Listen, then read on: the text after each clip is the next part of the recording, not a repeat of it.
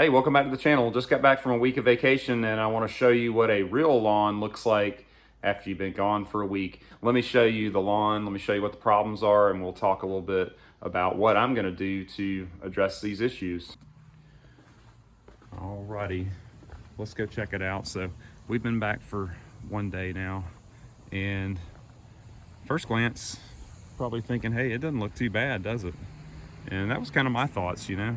I'm not going to stress out too much over this. You know, it's a little bit overgrown.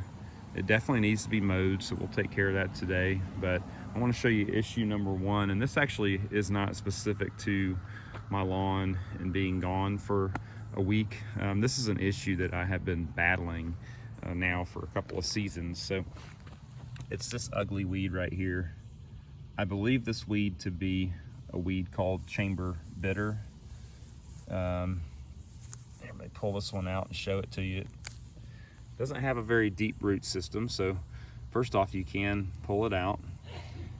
But here's the issue with this weed is, look what's forming down there if you can see it. I don't know if you can on camera. There's little seed pods that are starting to form along that stem, but this is a very difficult weed to eradicate from a lawn. But I've actually been real lucky this season. It was very widespread in this section, and right now it looks pretty bad, doesn't it? But believe it or not, this is a big improvement over last season.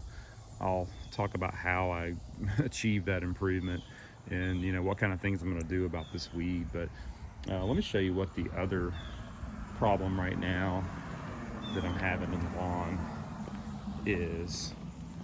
And it's a specific spot that shows up real good, and it's heat stress. So did not run the sprinkler system while I was gone, and I ended up having the same spots right along here.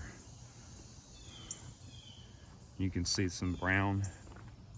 That's lack of water. So doesn't show up too bad. I've actually run 2 cycles of my irrigation system and it's starting to go away a little bit, but always struggle here, and then I struggle under the tree line because those tree roots, I think, suck up all the water. But this section right here, I think there's probably some stuff up under the lawn, maybe some rocks or debris or something, but it always seems to get browned out right there when we have a lack of rain. So let's go back in the garage, but overall, heck, it doesn't look too bad. All right, so we identified 2 problems out there walking the lawn. I want to talk about how I'm going to fix them. So the lawn is stressed out.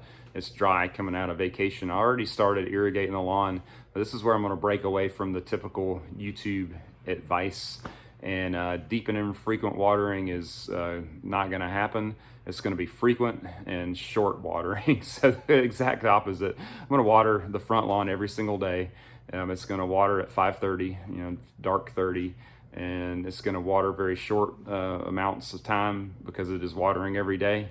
I don't want to overwater it, but I want to get water into that lawn every single day. It's going to help to attack those dry spots, and also it's not going to cost me an arm and a leg because I'm still just going to be, you know, putting down about the inch of water that I need to put down. So short and frequent watering is the key to attacking those stressed areas. So that's how we're going to tackle that. You know, obviously we're going to get out there and we're going to mow it. Chamber bitter, that weed. So if you're battling chamber bitter, if you've never battled it, first off, good luck, or congratulations, you're very lucky. If you are battling this weed, then you'll know how difficult it can be. I want to talk about what I've done different this year that actually has reduced the amount that I'm seeing in the lawn. I think it's a couple of season battle that I'm going to face, but I want to talk about what I've done and then also what I am going to do to battle this nasty weed. I sent a picture of this first off last year when I was battling this stuff. I sent it to my local extension office here in Forsyth County, Georgia, and I got a really nice email back. I just sent them the picture of this weed, and they helped me to identify this as being chamber bitter. So there you go.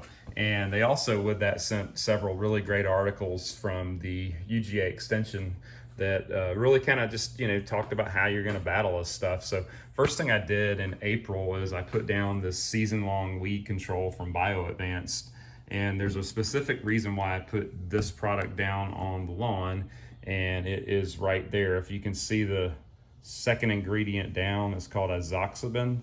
That is a pre-emergent product that works well preventing chamber bitter. Here's the reason why chamber bitter does so good. First off, so this is an annual. You're going to see this every year and start thinking that it's the same plant coming back, that maybe it's a perennial, but no, it's got little seeds that develop on the undersides of its leaves, and it drops those down and it reseeds itself for next year. So it's just like any other annual. It's just more of a broadleaf summer annual. Now, here's why this thing is so good at reproducing and avoiding your weed control strategies. First off, it germinates later in the spring. So this thing germinates when it's warm. So your crabgrass preventer goes down when the soil temps hit 55, and that prevents crabgrass. But a month or two later, this stuff germinates in like April, and your crabgrass preventer may have lost some of its effectiveness, and this stuff still germinates. So that's where coming in with this BioAdvance product with the azoxybin, coming in with this in April, has helped me to reduce quite a bit of that chamber bitter population in the lawn. So, but as you see, I've still got some. So what am I doing now about it? Well, there's really two strategies. So you can do what I did. You can go out there and you can pluck these things out. I actually already filled a bucket up with some of this that was along the driveway last week. So that is a good, effective strategy. It has a shallow root system. However, I've also been warned, don't shake the dirt off of this, because when you do that, you can shake the seeds off of it, eliminating any point of even pulling that weed. So your goal is to pull this thing up, get the roots, but most importantly, get all those seeds out of your lawn. Throw that stuff away in a garbage bag, burn it, do something with it, but get it out of your lawn. So that's one strategy. The second strategy is going to be using a post-emergent spray. And you know what, I've used some of the, you can see back there, the Weed Stop, and those products are okay. They'll damage it some. I've had some yellowing, some, control, but a better product is called Celsius, and this is just for warm season lawns. So I actually ordered some Celsius off Amazon. I'll do a video on that product soon, and we'll see how that product goes. So bye-bye chamber bitter. Let's only hope that it helps. I think the biggest thing when you're battling any kind of problems in the yard is just, knowing that it's not a one season solution all the time. We all look for quick solutions. That's why we're on YouTube. And sure enough, a lot of these content folks will tell you about quick solutions and how these things, worked like magic. And that's just not the case when you're dealing with a real, yard, real time constraints, real environmental factors and different things that are out of your control. You've got to be patient, and that's really what I've been with my yard. So I know those weeds are there.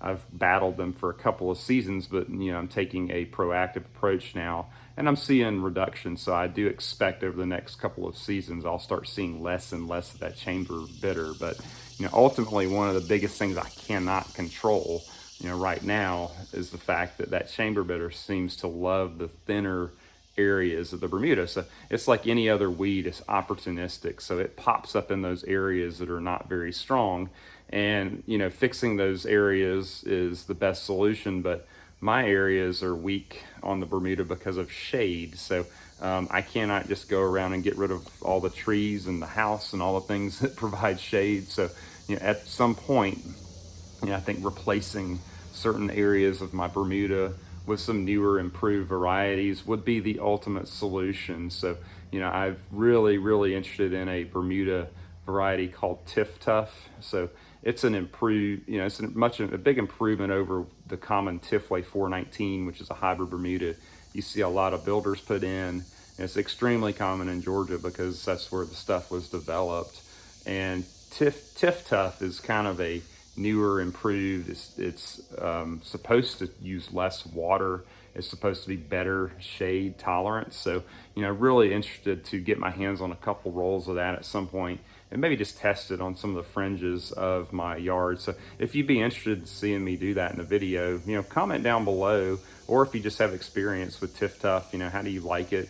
How has it performed in shadier areas of a Bermuda lawn?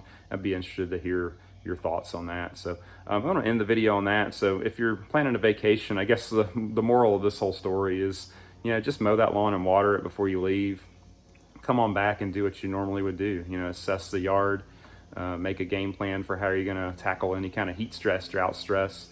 Don't be afraid to water it every day, and make plans to tackle any of those weeds that you're battling. So I want to thank you for watching, and I'll see you in the next video. I'll show you the Celsius product that we got to try to tackle that chamber bitter once and for all. So thanks for watching again. I'll see you in the next one.